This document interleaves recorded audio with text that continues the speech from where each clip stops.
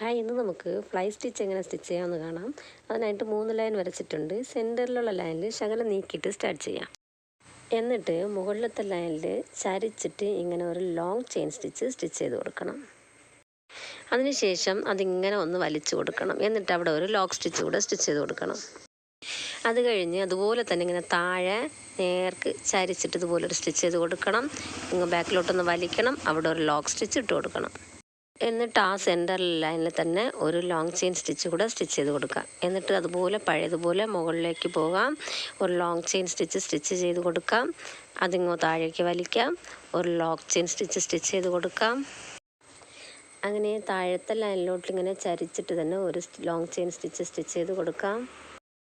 എന്നിട്ട് അങ്ങോട്ടൊന്ന് വലിച്ചു കൊടുക്കാം, ഒരു ലോക്ക് ചെയിൻ സ്റ്റിച്ച് ഇട്ട് കൊടുക്കാം. അതിനുശേഷം വീണ്ടും അതേ ലൈനിൽ തന്നെ ഒരു ലോങ് ചെയിൻ സ്റ്റിച്ച് ചെയ്യാം. ഈ പ്രോസസ്സ് തന്നെ അങ്ങ് കണ്ടിന്യൂ ചെയ്ത് സ്റ്റിച്ച് ചെയ്ത് കൊടുത്താൽ മതി.